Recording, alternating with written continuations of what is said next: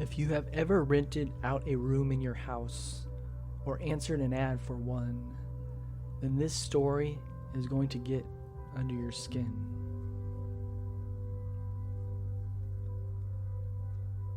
Because in 2004, a man in Aurora, Colorado, did what thousands of people do every year. He put out an ad for a roommate. He met a man who seemed polite enough, filled out the paperwork, gave references, and said all the right things. And then, just days later, the homeowner was dead in his own basement, and the so-called tenant seemed to vanish like he never existed at all.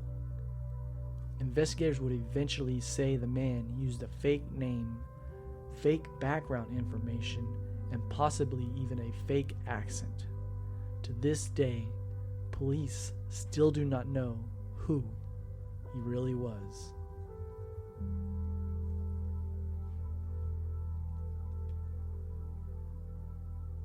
And that's what makes this case so disturbing, is not just the murder itself.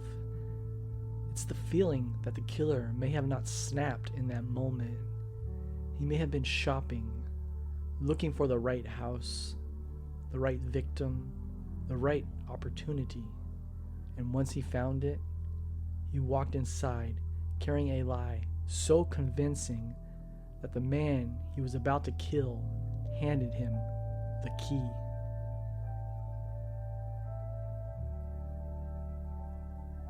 This is the story of Okie Albert Al Kite Jr.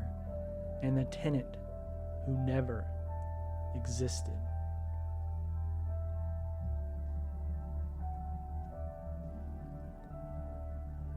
Al Kite was 53 years old in May of 2004. He lived in a townhouse on the South Helena Street in Aurora, Colorado.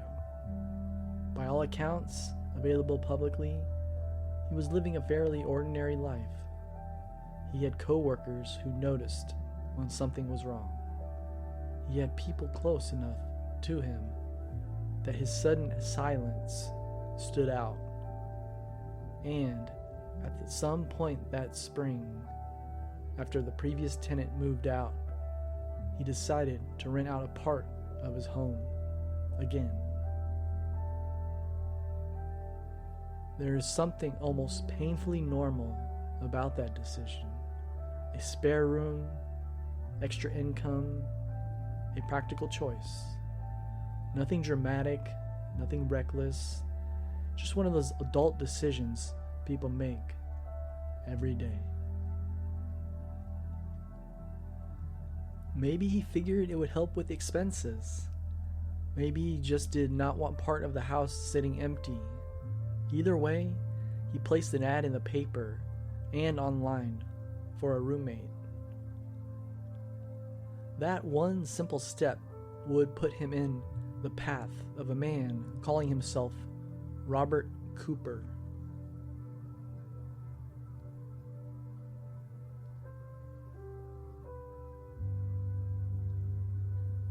Now, when we hear a story like this, it is tempting to imagine the obvious signs. Some neon red clue, something that would make all of us say, nope, absolutely not, door closed. But that is not how cases like this usually work.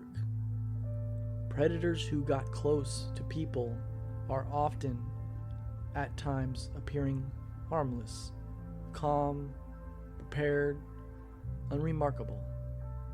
And this man, Robert Cooper, he seemed prepared.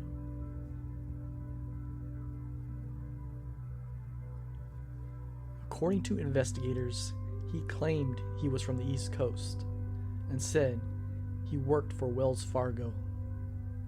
He filled out a rental application and provided identification and contact information. Later, police would learn it was all false. The name, the details, the background, all of it. But at the time, to Al, it looked real enough.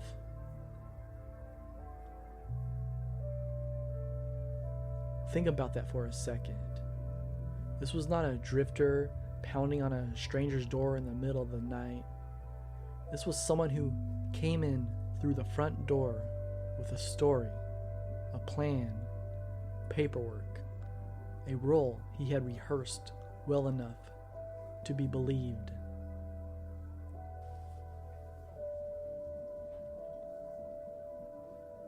The final days before Al Kite's murder feel haunting in hindsight because they appear so routine.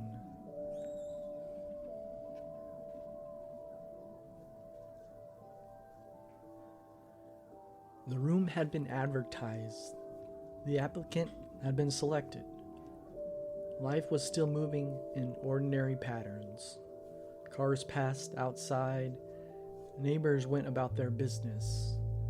Coworkers expected to see Al at work the next morning, like always. There was no sign to people around him that something terrible was building quietly behind the walls of the townhouse.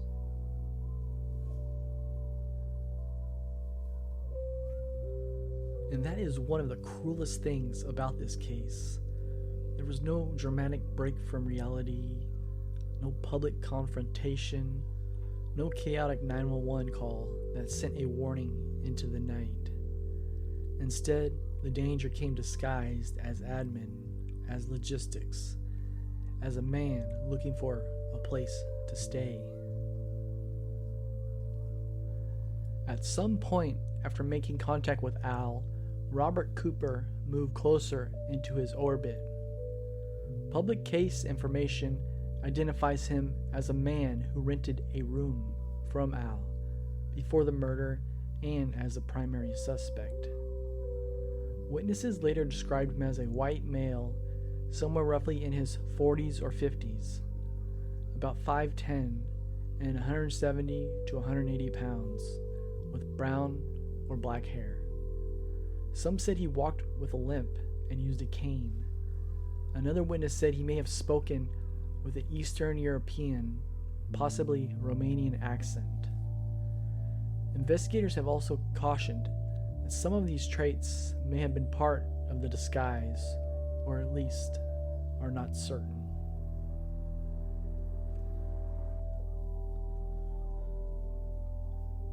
Just picture that image. A man with a cane, maybe a limp, maybe an accent, maybe not. A person memorable enough to seem identifiable, but slippery enough that even now, decades later, no one can say with certainty who he was. That is terrifying because it suggests control. It suggests performance. It suggests someone who knew exactly what kind of details people remember and how easy those details can be manipulated. On Monday, May 24, 2004, Al Kite did not show up for work. That was unusual enough that coworkers became concerned. Concerned enough to call the police for a welfare check. Officers went to his townhouse on South Helena Street to see if he was okay. That moment always hits hard in unsolved cases because there is a split second before that door opens, before the house is searched, before the truth is known, where everything still feels recoverable. Maybe he overslept. Maybe he got sick. Maybe his car broke down. Maybe this is all about to be a misunderstanding. It was not a misunderstanding. Inside the townhouse, officers found Al's body in the basement. Authorities have publicly described the killing as especially brutal. The FBI states that he had been bound, beaten, tortured, and stabbed. Aurora police later said he had been killed with his own kitchen knives, and that the suspect cleaned the crime scene and remove the items of evidence afterward.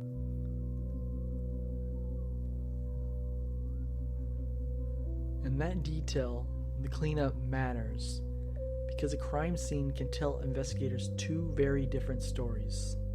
One is chaos, panic, rage, impulsiveness, mistakes. The other is method. Cleaning up afterward suggests the killer had enough composure after doing something horrific to think about the evidence, to move through the home, to take things, to buy himself distance. That is not the behavior of someone who lost control for a second. That looks like someone who came in with control and left with it.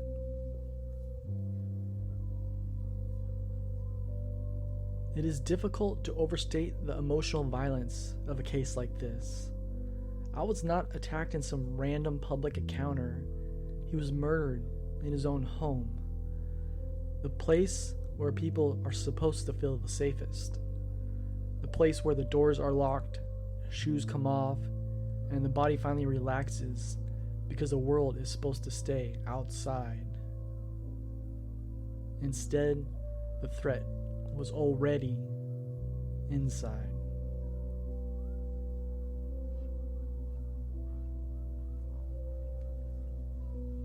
The investigation quickly focused on the recent renter, the man calling himself Robert Cooper, and almost immediately the case took on a nightmare quality. Because when detectives started pulling on the threads of this man's life, the threads did not just fray, they disappeared.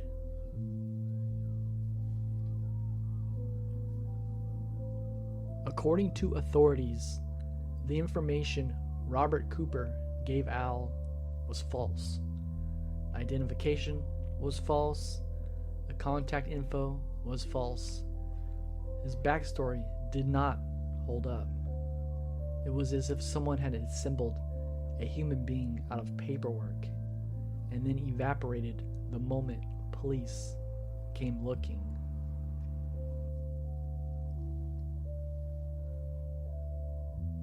This is where the case becomes more than just a homicide investigation.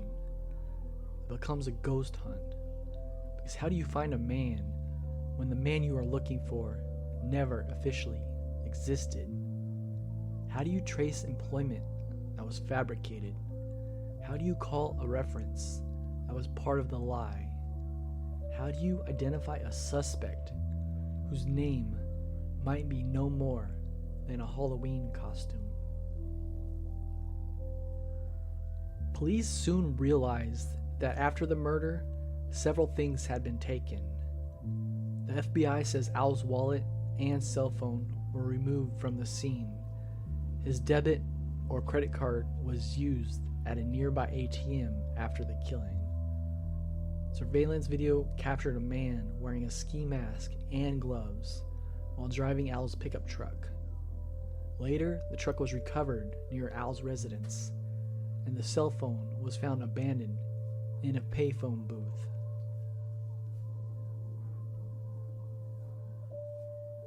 The image from the ATM is one of the most unnerving pieces of this case, not because it clearly reveals the killer, but because it does not. A masked figure, gloves, the victim's truck, the kind of image that proves the killer was there, while hiding the very thing investigators needed most: a face. It is an almost cinematic in the worst possible way. The murderer commits an intimate, vicious crime inside a private home, and then steps briefly into the public view, only after covering himself up. Just enough to be seen, not enough to be known. Investigators built what they could from witness accounts. The suspect was generally described as white around middle age, average build, maybe with dark hair. Some people remembered the limp. Some remembered the cane. One person remembered what sounded like a Romanian accent. The FBI eventually published these details, hoping someone, somewhere, would recognize that combination. Years later, Aurora police also used DNA evidence from the case to generate a phenotyping composite through Parabon Nanolabs. In 2017, Aurora police said DNA-based profile predicted a white male with brown hair and dark or brown eyes, while emphasizing that the composite was only an approximation and not an exact portrait. That matters because this case has always lived in the space between certainty and uncertainty. There is certainty that Al was killed, that the recent renter is the prime suspect, that the identity Robert Cooper was false, but around the edges, everything blurs.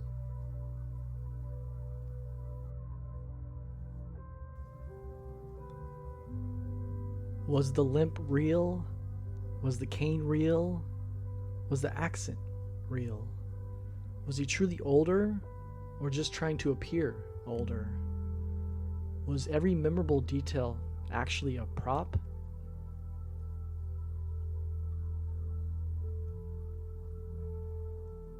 And if those details were props, then this was not just a killer. This was a performance, a role, a disguise built not merely to get through the door, but to leave behind a false memory when he walked back out. This is where the story becomes especially haunting, because the motive is still a wide open question, and the brutality of the crime makes every theory feel much darker. Publicly, authorities have never announced a definitive motive. They have identified the renter as the primary suspect, but the why remains unsolved.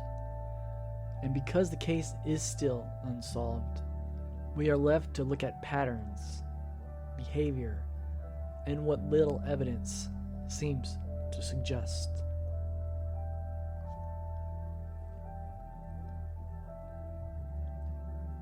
Theory number 1. This was financially motivated crime that escalated. Maybe the suspect targeted homeowners advertising rooms for rent because he believed they would be vulnerable, isolated, easier to rob. Al's wallet, phone, vehicle, and cards were taken or used after the murder, which at least shows theft was a part of what happened. Under this theory, the killer's plan may have been robbery first, but something happened in that encounter that turned it into torture and murder. The problem with that theory is the level of violence. This was not a quick burglary, not a rushed attack. The public descriptions from law enforcement suggest prolonged brutality, restraint, and post-crime cleanup. That feels far beyond what most robbers would risk merely for a truck, a phone, and a card.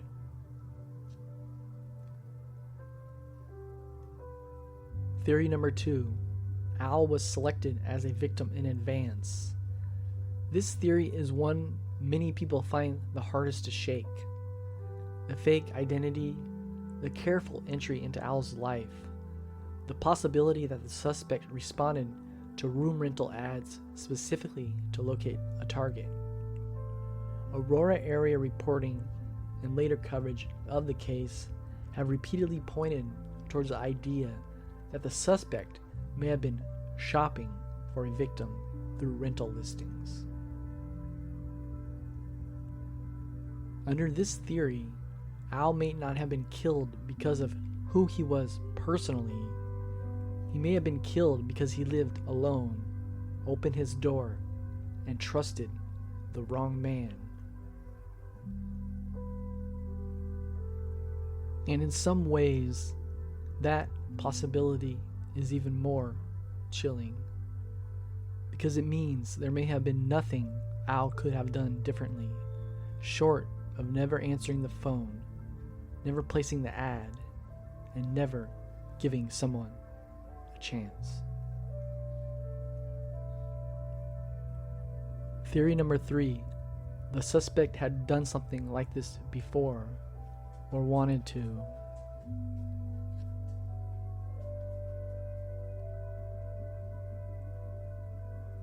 But the methodical behavior in this case, the false identity, the possible disguise elements, the composure after the killing, the evidence cleanup, has led many observers to wonder whether this was the work of someone experienced, organized, and perhaps practiced in deception. And then there's theory number 4. Some part of the false identity may have been true.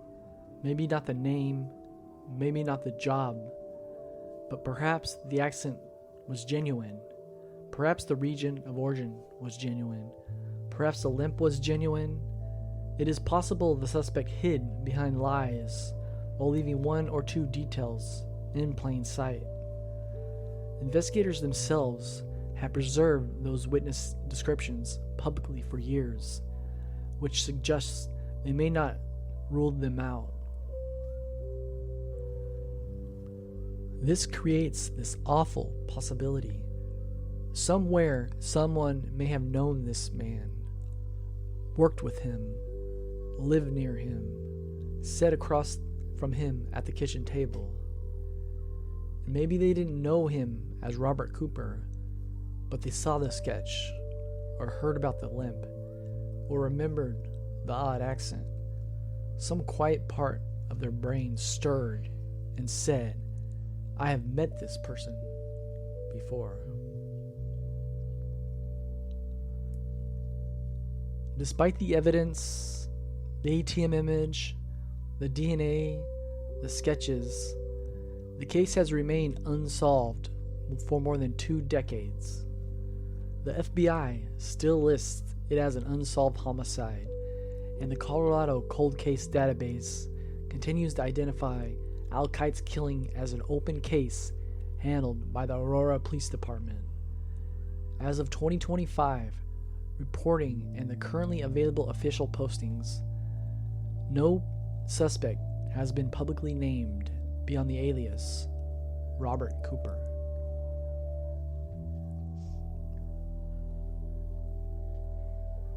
That is the part that lingers, because in many cases, time blurs. Witnesses move, memories fade, paper records vanish, leads dry up. But this case feels different. Not because there is no suspect. There is a suspect. The problem is that the suspect stepped into a world wearing a mask long before he ever put on a ski mask at the ATM. For the people who cared about Al, that is a special kind of cruelty. It is one thing to lose someone into violence. It is another to lose them to a person so manufactured, so hollowed out by deception, that even grief has nowhere concrete to point. No real name to say out loud. No face to picture with certainty. Just an alias, a sketch, and a house that never felt safe again.